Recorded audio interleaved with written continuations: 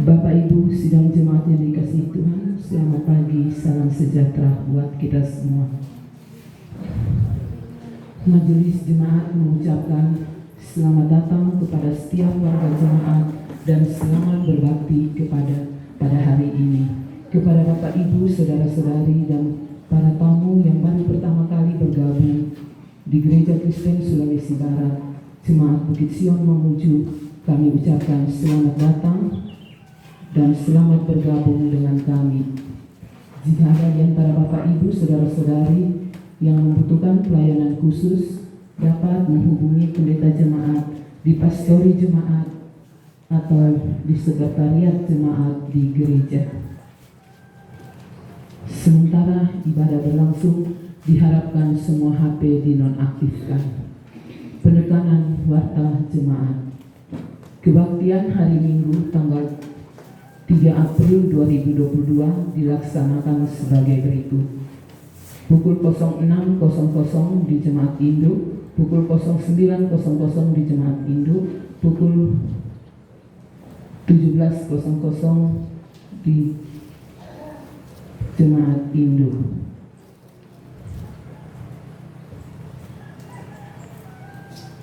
Dengan menggunakan liturgi bentuk satu, nyanyian yang digunakan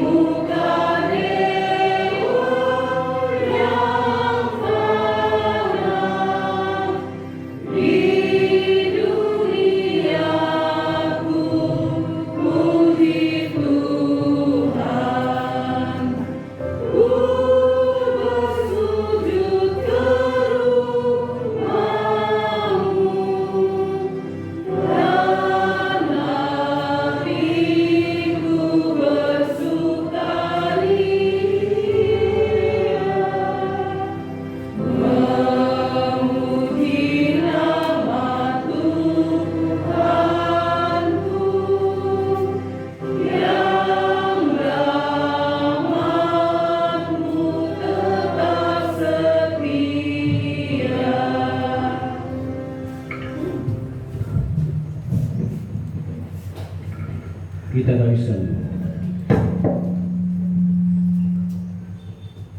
bahwa penolong yang setia dalam mengangkat kebaktian untuk kudus pada saat ini adalah di dalam nama Tuhan yang menjadikan langit dan bumi.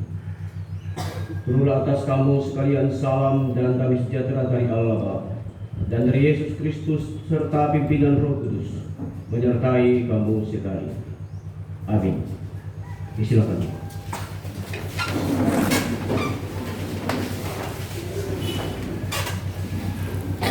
Selamat pagi Bapak Ibu Saudara yang dikasihi, kita bersyukur kita boleh diperkenankan Tuhan untuk kembali berjumpa dalam rumah Tuhan di pagi ini, untuk kita boleh bersama-sama menaikkan pujian dan syukur kita dalam menikmati liturgi musim sara pada kesempatan ini. Kembali kita puji muliakan Tuhan dengan melakukan NKB 83 ayat 1 dan 4.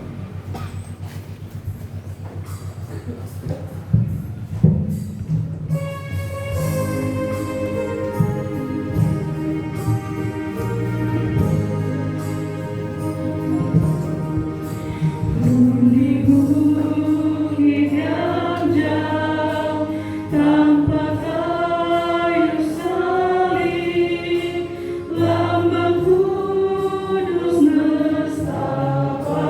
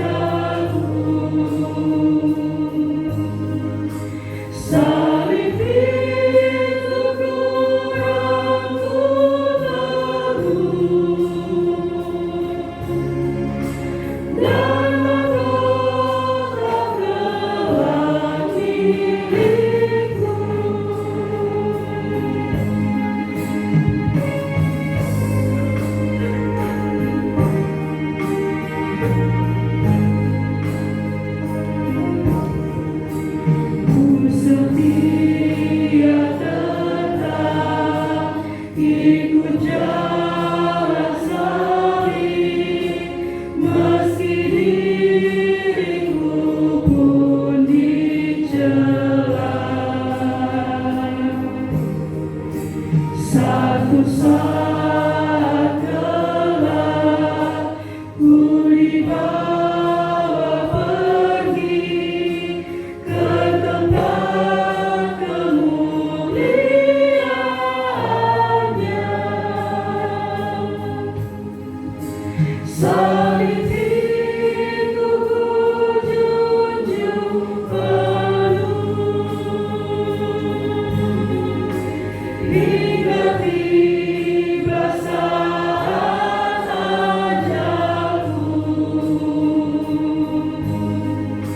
Salib itu ku rangkul penuh dan mahkota kelak milikku. Saudara-saudara kekasih, kita bersama-sama meninggalkan hukum Tuhan. Karena itu saya jemput kita semua berdiri. Kita akan mendengarkan hukum Tuhan dari Matius 22 ayat yang ke-37 sampai 40. Jawab Yesus kepadanya, "Kasihilah Tuhan Allahmu dengan segenap hatimu dan dengan segenap jiwamu dan dengan segenap akal budimu. Itulah hukum yang terutama dan yang pertama. Dan hukum yang kedua yang sama dengan itu ialah, kasihilah sesamamu manusia seperti dirimu sendiri. Pada kedua hukum inilah tergantung seluruh hukum Taurat dan kitab para nabi." Amin. NKB 14 1-2, jadilah Tuhan kehendaki.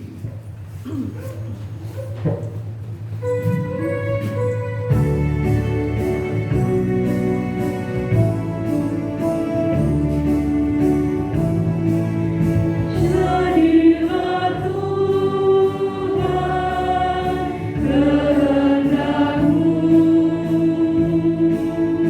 telah penjuna ku tanahnya. Bentuklah aku sesukamu,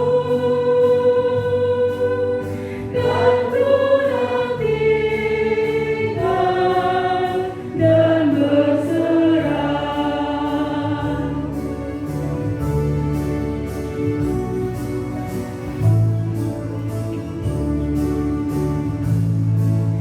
Jadilah Tuhan kehendakmu, pilihlah aku dan ujilah. Sucikan hati pikiranku, dan di depanmu ku menyembah. Silakan.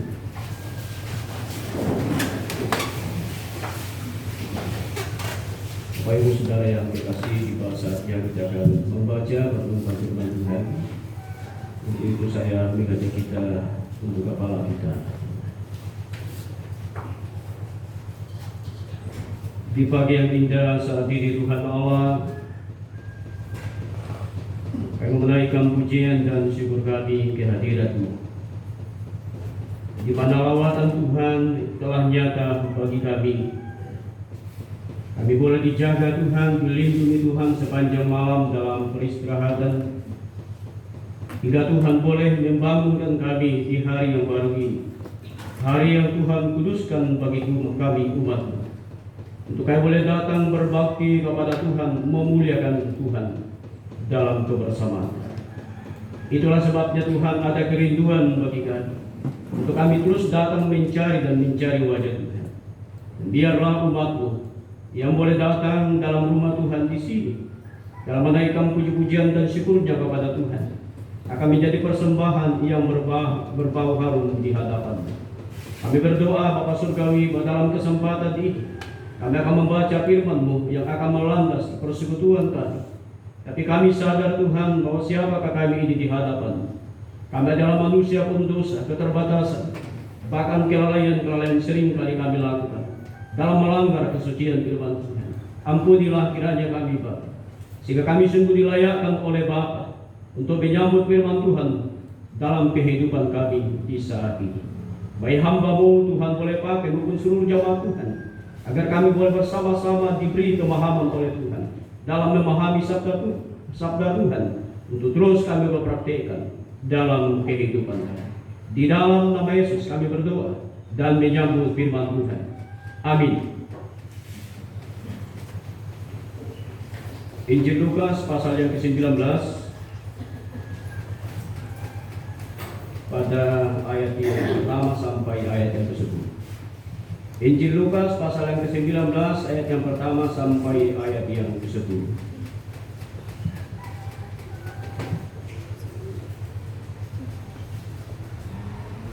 Lukas 19 1 sampai 10.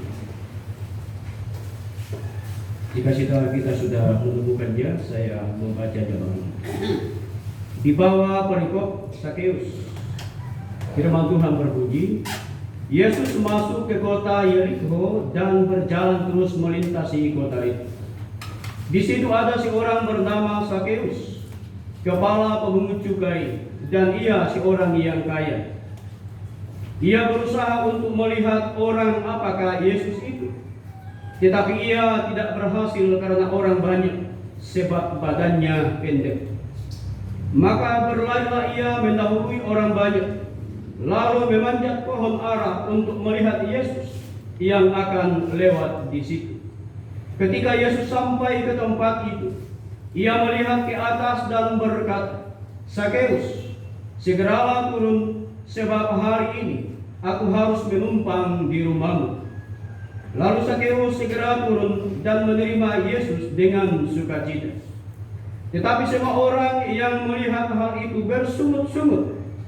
Katanya, ia menumpang di rumah orang berdosa. Tetapi Sakeus berdiri dan berkata kepada Tuhan, Tuhan, setengah dari milikku akan kuberikan kepada orang miskin. Dan sekiranya ada sesuatu yang kuperas dari seseorang, akan kukembalikan 4 kali lipat. Kata Yesus kepadanya, hari ini telah terjadi keselamatan kepada rumah ini, karena orang ini pun anak Abraham. Sebab anak manusia datang untuk mencari dan menyelamatkan yang hilang. Berbahagialah kita yang boleh membaca dan terus memelihara sabdanya dalam hidupnya hari demi hari. Amin. Siapa yang berpegang?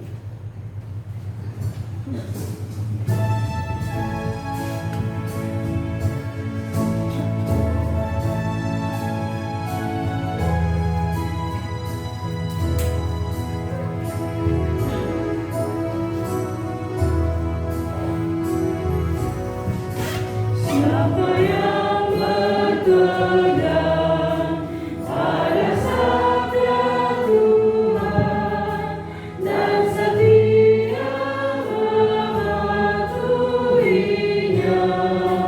hidupnya mulia dalam cahaya berkah, bersekutu dengan Tuhannya. Percayalah dan pegang sabdanya, hidupmu dalam Yesus sungguh bahagia.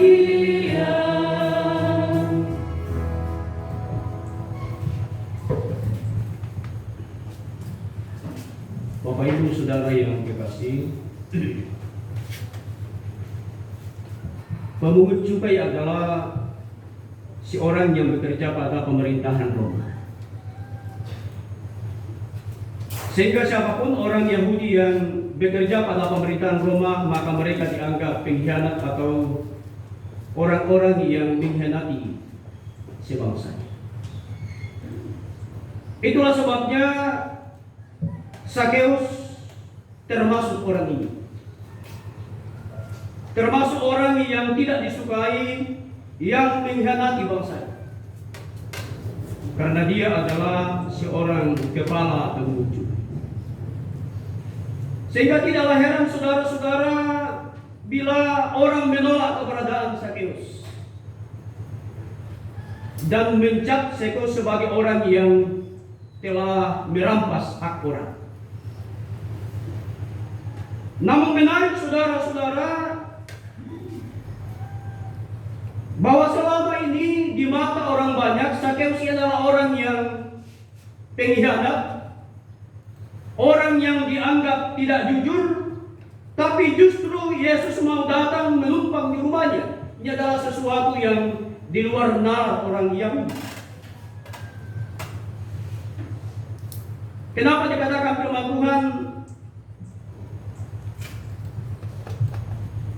di ayat yang keempat, maka berlarilah ia mendahului orang banyak itu, lalu memanjat pohon ara untuk melihat Yesus yang akan lewat di situ. Jadi konsep pertama saudara-saudara kekasih adalah pada saat Yesus melakukan perjalanan pelayanan dan melintasi kota Yeriko, maka Zakheus ini melihat bahwa ada kesempatan yang harus tidak boleh disia-siakan. Ada kesempatan yang harus diraih, karena tidak selamanya ada kesempatan yang datang pada saat. Sehingga dikatakan dalam firman Tuhan, ia berusaha untuk melihat orang apakah Yesus itu. Dari konteks bacaan itu kalau kita tafsirkan saudara-saudara, itu artinya bahwa Zakheus ini belum mengenal siapa itu Yesus. Walaupun Zakheus sendiri adalah orang Yahudi. Dalam pendekatan firman Tuhan dikatakan bahwa dia adalah keturunan Abraham. Ini adalah sebuah pendekatan saudara-saudara supaya memberi pemahaman kepada orang Yahudi yang lain bahwa Zakheus ini sejujurnya bukan orang lain. Dia adalah bagian daripada keluarga kita, hanya saja karena dia memberi hidupnya untuk bekerja di pemerintahan Roma. Karena kalau tidak didasari dikatakan bahwa keturunan Abraham, maka kemungkinan besar Zakheus ini akan dibuang oleh orang itu. Sehingga pemahaman itu muncul saudara-saudara yang melihat sosok Zakheus adalah orang yang tidak benar. Dan dalam perjalanannya Zakheus, dia adalah orang yang termasuk sudah minder. Di mana-mana dicerita orang, di mana-mana dicap orang pengkhianat. Tapi apa yang dilakukan oleh Zakheus saudara-saudara? Dikatakan dalam firman Tuhan bahwa karena badannya pendek, maka dia harus berlari-lari mendahului orang banyak. Anggaplah bahwa Yesus datang ini adalah artis terkenal.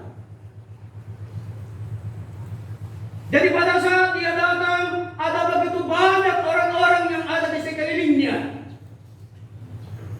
Yesus tampil dikelilingi oleh para murid, maka kita anggap bahwa pada saat artis terkenal itu datang, maka mereka dikelilingi oleh penjaganya. Jangan sampai ada tiba-tiba tangannya dimegang, dijaga. Ditambah lagi bahwa memang Zakheus adalah orangnya pendek. Saya ini pendek, tapi mungkin lebih pendek dari saya. Tidak ada cara lain yang harus dilakukan untuk bisa melihat orang apakah Yesus ini. Dia hanya bisa mendengar, dicerita orang, oh di sana ada Yesus, menyembuhkan orang buta, orang lumpuh bisa berjalan. Dia hanya mendengar, dia tidak tahu. Makanya dia kata, orang apakah ini? Kadang-kadang kita bertanya juga, toh, ada orang mana dia? Dari suku mana? Sama halnya dalam pemahaman. Sehingga dikatakan firman Tuhan, dia harus memanjat pohon ara. Dan kita bisa bayangkan saudara-saudara, betapa sulitnya orang pendek, berapa sulitnya itu kalau tangannya pendek, dia harus memanjat pohon ara. Dan pohon ara ini bukan pohon ara kecil yang mungkin orang bahasa kita bilang bisa dikalaputi. Tapi ini pohon ara yang cukup besar. Tentu ada upaya yang dilakukan Sakeus. Cuma tidak disampaikan secara rinci bahwa apakah dia pakai tali naik atau apa. Hanya dikatakan dia memanjat. Kenapa dia memanjat, saudara-saudara? Dia mau melihat siapa kira-kira orang yang selama ini dicari-cari. Dia memanjat pohon dan pada saat Yesus lewat, dia melihat ke atas dan dia berkata, Sakeus turunlah. Kalau ada orang yang saya katakan tadi artis atau pejabat tinggi misalnya, taruhlah si orang menteri, dia datang, tiba-tiba dia kata, pindah tolong ini saya mau bermalam di rumahmu. Waduh, saya mungkin langsung telepon mamanya, Mak, bersihkan itu kamar, pergi harum-harum cepat. Kalau malam tidak ada uang, pesankan spring bed. Kenapa bisa? Ada sukaria, ada kebahagiaan. Orang yang penting, orang yang dihargai, yang setiap hari dicari-cari orang, tiba-tiba berkata, aku mau menumpang di rumahmu. Ini adalah luar biasa, saudara-saudara.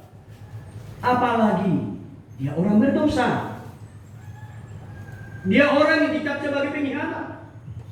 Tapi ada orang yang kudus, ada orang yang suci, mau menumpang di rumah kita. Saya bisa bayangkan saudara-saudara, pada saat Yesus mengatakan Sakeus turun. Mungkin ini pahanya ini mungkin melepuh. Kenapa bisa dia buru-buru turun dari pohon, saking senangnya. Jadi mungkin ini pahanya ini melepuh semua merah-merah. Mungkin dia gosok turun, kalau dia lompat turun, tapi dia harus turun cepat. Dan dikatakan dalam firman Tuhan di ayat yang ke-5 dan 7. Ketika Yesus sampai ke tempat itu, ia melihat ke atas dan berkata, Sakeus, segera turun. Sebab hari ini aku harus menumpang di rumahmu. Ayat yang ke-7. Tetapi semua orang yang melihat hal itu bersungut-sungut, katanya, ia menumpang di rumah orang berdosa. Pada saat Yesus berkata turunlah, maka orang banyak, orang Yahudi, para murid Yesus bersungut-sungut. Mungkin dia bilang begini, mau menumpang beda di rumahnya. Sudah berdosa, pengkhianat lagi, sudah ambil milik orang.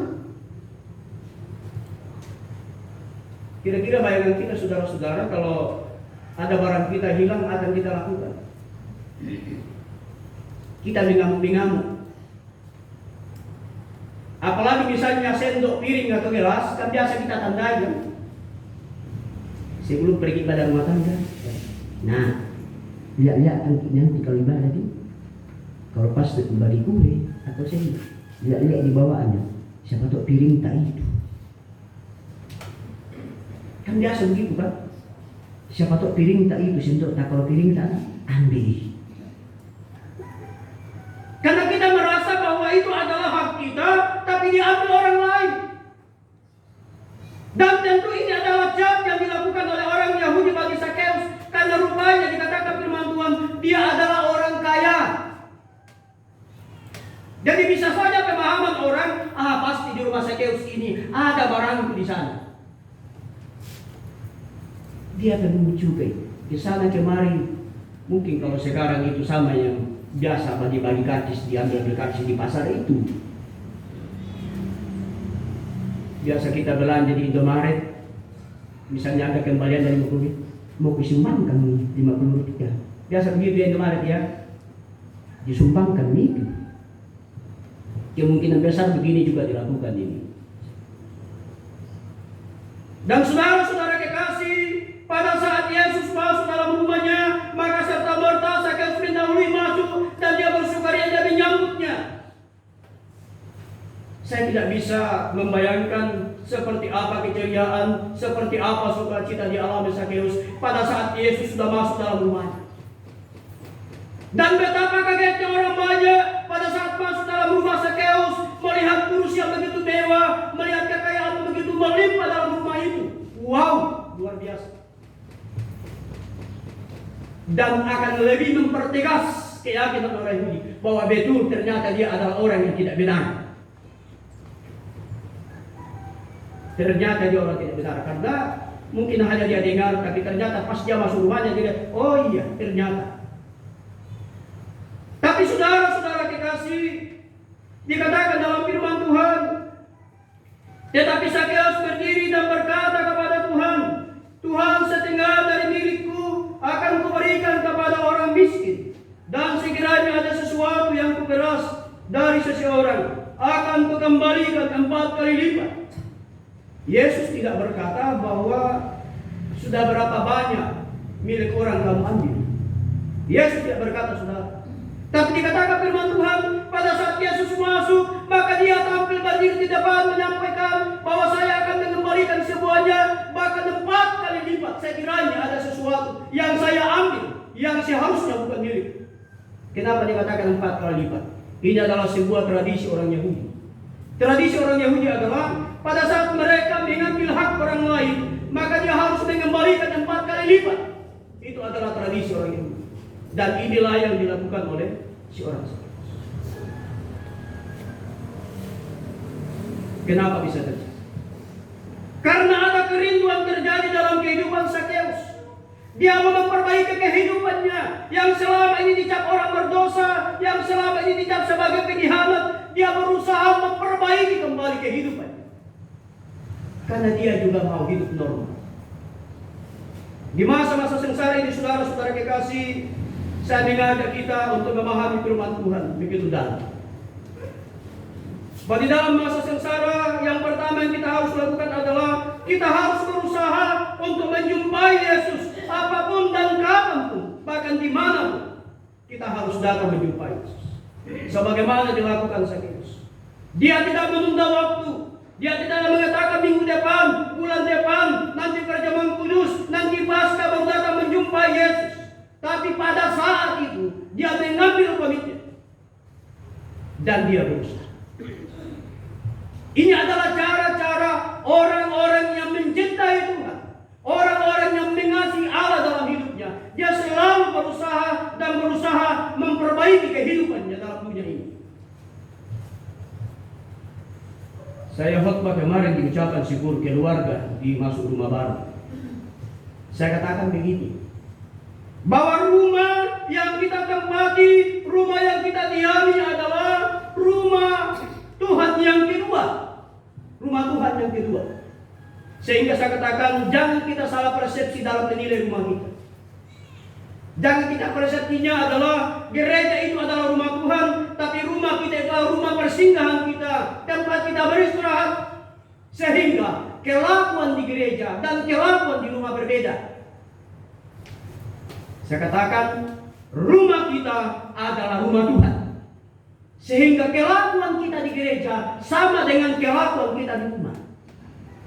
Dalam artian saudara-saudara, bahwa kalau kita datang di gereja, kita datang membawa beban, kita datang supaya disucikan. Kita datang di gereja, kita mau berbakti kepada Tuhan. Di rumah juga sama. Di rumah harus ada kekudusan. Di rumah harus ada sukacita. Di rumah harus ada ucapan syukur kepada Tuhan. Dan ini yang dialami oleh seorang yang bernama Sakeus, yang adalah keturunan Abraham, yang selama ini dia belok kanan, tidak lurus jalannya. Tapi karena kesempatan itu datang, saudara-saudara, dia tidak mau membuang kesempatan. Sadarkah kita, saudara-saudara kekasih, bahwa kadang-kala kita diperhadapkan dengan keadaan di mana kita sama seperti Sakeus. Ada orang-orang di sekeliling kita yang tidak menyukai kehidupan. Ada begitu banyak orang-orang di sekeliling kita yang mencap kita sebagai orang berdosa. Tapi lagi-lagi saya katakan, sadarkah kita bahwa kadang-kala kita menjadi hakim bagi orang lain, tanpa kita harus menyadari bahwa kita juga adalah orang. Dan yang berikutnya, bahwa orang yang mengalami pertobatan sebagaimana dialami oleh Sakeus adalah orang yang mau ada perubahan dalam hidupnya dan lewat tindakan-tindakan dalam hidup. Jadi orang bertobat itu adalah orang yang mengalami perubahan dalam hidupnya yang disertai dengan tindakan setiap hari. Itu orang bertobat. Tapi kalau ada orang mengatakan saya bertobat, tapi tindakan-tindakannya setiap hari tidak mengalami pertobatan, berarti dia main-main dalam bertobat. Kalau ada orang mengatakan saya bertobat, saya tidak mau mencuri lagi, saya tidak mau memfitnah orang lagi, tapi praktek hidupnya setiap hari dia memfitnah orang, berarti dia tidak bertobat. Dan bertobatlah engkau yang mengalami demikian, selagi ada kesempatan Tuhan beri bagi. Karena wujud konkret daripada sebuah pertobatan adalah perubahan. Dan setelah Sakeus mengalami pertobatan, saudara-saudara, apa yang dilakukan? Dia katakan bahwa saya akan membagikan hartaku. Ini adalah sebuah ucapan syukur yang lahir dari ketulusan dari buah-buah pertobatan ini. Kalau ada orang mengatakan bertobat, tapi dia susah bersyukur kepada Tuhan, dia tidak bertobat itu. Karena buah daripada pertobatan, buah daripada iman adalah terwujud dalam keseharian. Itulah sebabnya di minggu-minggu sengsara ini saya mengajak kita saudara-saudara kekasih, mari kita belajar dari Sakeus. Kadangkala tidak ada waktu kita untuk berjumpa dengan Tuhan. Kesibukan kita masing-masing kadangkala itu yang membuat kita tidak bisa berjumpa dengan Tuhan. Sama dengan Sakeus, ada kesibukannya dia. Karena begitu banyaknya orang, karena dia pendek sekali itu, dia tidak bisa melihat orang. Tapi dia punya cara tersendiri untuk bisa melihat Yesus. Dan saya kira kita juga sama. Kita punya cara tersendiri bagaimana cara kita bisa berjumpa dengan Tuhan. Ya bisa saja kalau kita terlalu sibuk, ya bangun jam 4 pagi. Atau kemungkinan besar kalau tidak bisa bangun subuh, ya mungkin pagi-pagi atau siang atau tengah hari atau sore, tergantung dari cara kita. Yang jelasnya bahwa kita datang mau berjumpa dengan Tuhan. Karena itu saudara-saudara, di ayat yang terakhir kata Yesus kepadanya, hari ini telah terjadi keselamatan kepada rumah ini, karena orang ini pun anak Abraham, sebab anak manusia datang untuk mencari dan menyelamatkan dia. Konsep terakhir yang disampaikan Yesus kepada Sakeus adalah terjadi keselamatan dalam. Padahal dikatakan terjadi keselamatan, itu artinya saudara-saudara bahwa siapapun yang tinggal dalam rumah Sakeus itu diterima Tuhan. Yang mengatakan bahwa kepada orang banyak yang ada dalam rumah itu, bahkan mungkin ada di halaman rumah yang begitu banyak itu, dia katakan bukan hanya Sakeus yang saya terima, tapi istrinya, anak-anaknya, atau semua keluarga yang ada di dalam rumah Sakeus. Kalian harus menerima.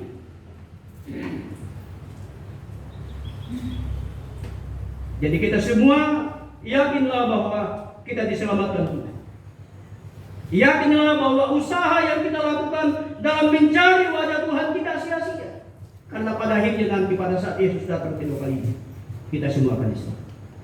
Dan berbahagialah kita yang senantiasa diingatkan firman Tuhan.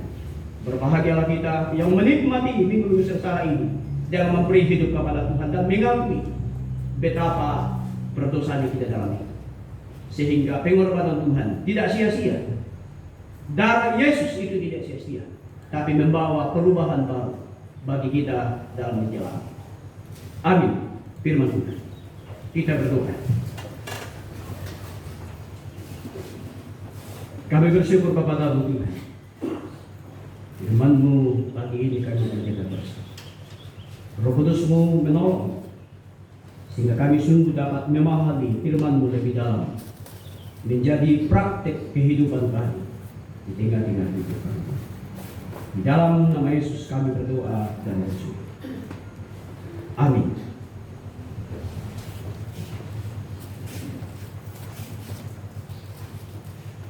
Saya mengajak kita berdiri bersama sebagai kita berdoa, ucapkan 12 pengakuan iman rasuli. 12 pengakuan iman rasuli kita mulai.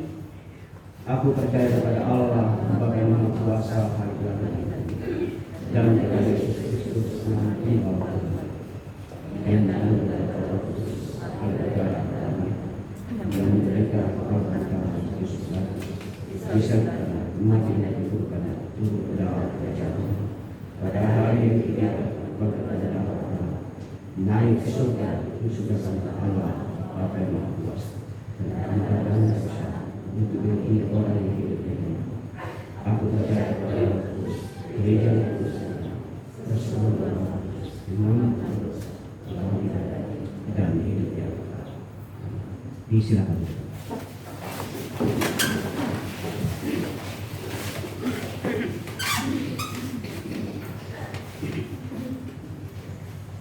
Kita kembali memuji Tuhan sambil mengucapkan diri kita masuk dalam doa syafaat. Yang dikatakan KB 212 1 dan 3 semua ini kita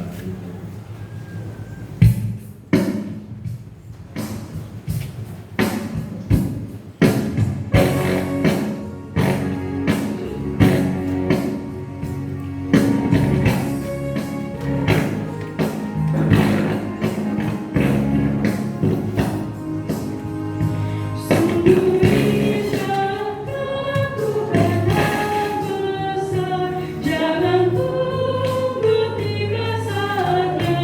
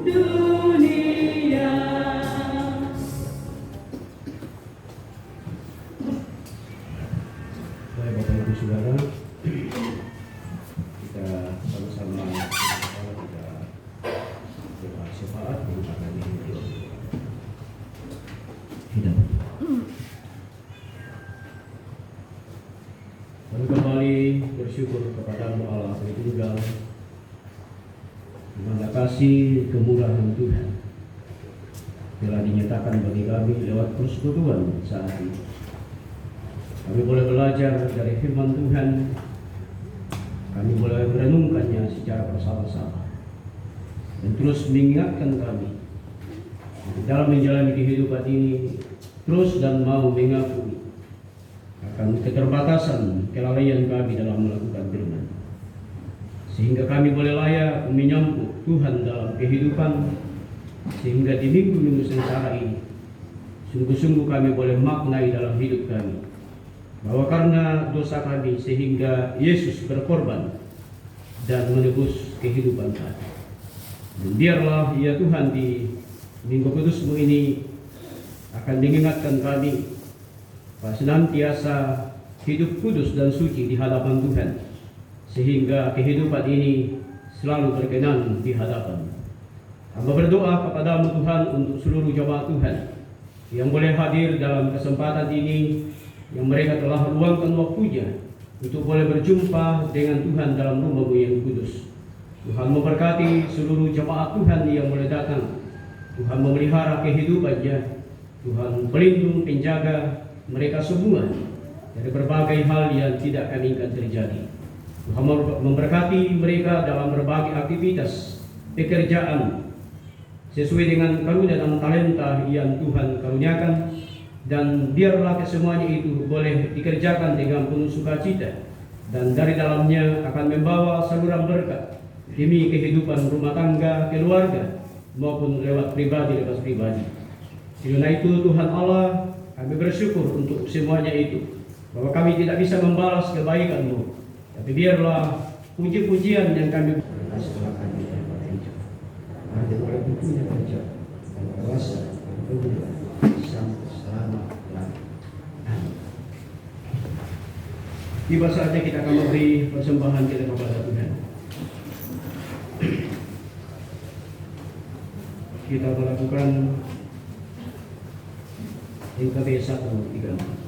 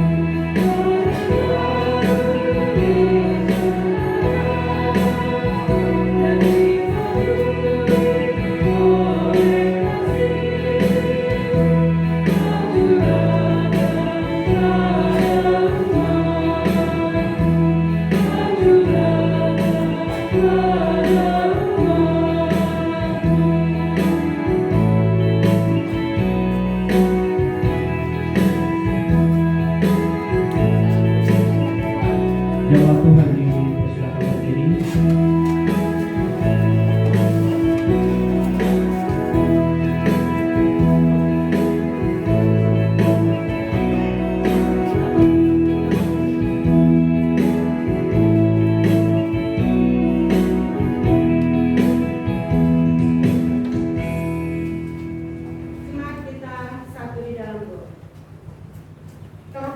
Puji-pujilah nama-Mu ya Allah, Bapa kami dalam kerajaan sorga.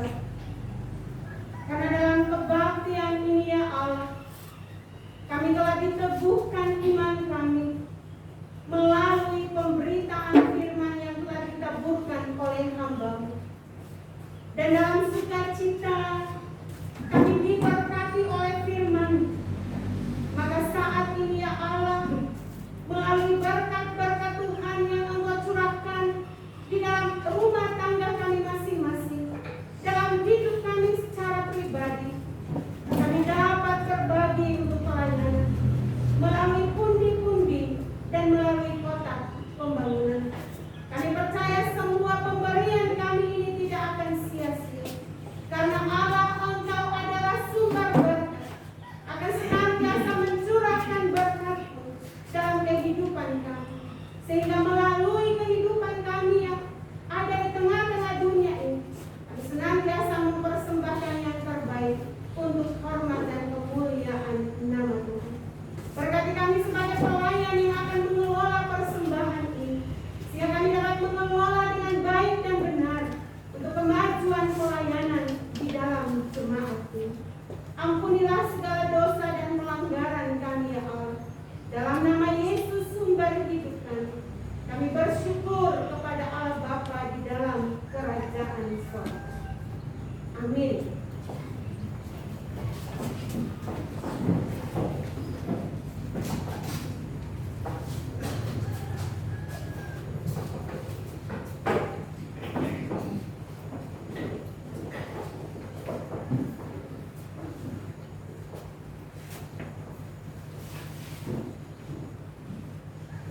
Kita mengakhiri kebaktian kita puji muliakan Dia yang melakukan NKB 172 1-2 dalam rumah Bapak.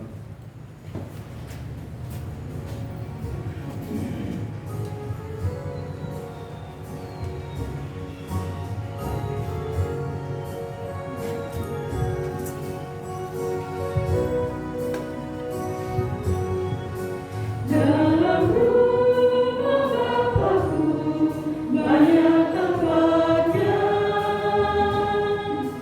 terdengar suara Yesus yang merdu.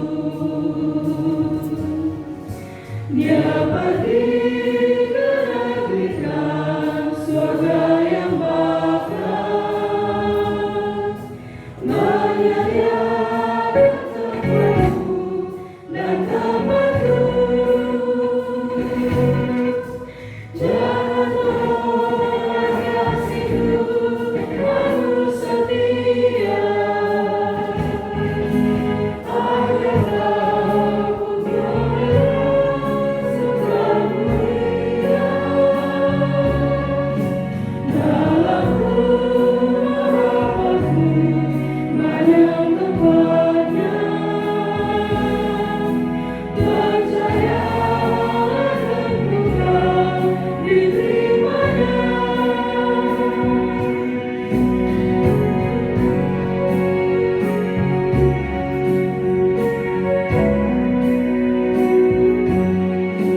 Yesus mati atas salibnya yang hina, untuk menebus segala dosamu. Nanti pada suatu hari yang ceria, kita pun berkumpul dalam rumah-Mu. Jangan tolak kasih-Mu, Anu setia, agar Kau pun surga mulia. Dalam rumah Bapakku banyak tempatnya, percayalah tentu Kau diterimanya. Bapak Ibu Saudara, ulanglah dalam hidupku Lakukanlah firman Tuhan yang telah kita dengar. Serta arahkanlah hatimu dan terimalah berkat. Tuhan memberkati engkau dan melindungi engkau. Tuhan menyinari engkau dengan wajahnya dan memberi engkau kasih karunia. Tuhan menghadapkan wajahnya kepadamu dan memberi engkau damai sejahtera. Amin.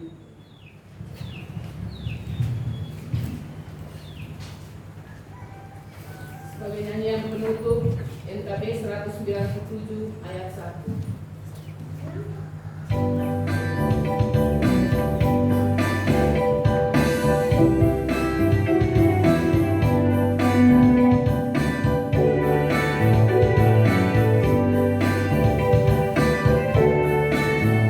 Berserah untukku jika Yesus milikku, bersuka jiwaku karena damai yang penuh. Meskipun angin keras, badai dunia menderu, tak goyah hatiku karena Yesus milikku. Benar-benar berserah untukku, benar-benar berserah untukku, benar-benar berserah untukku. Ketika Yesus sungguhlah tetap milikku.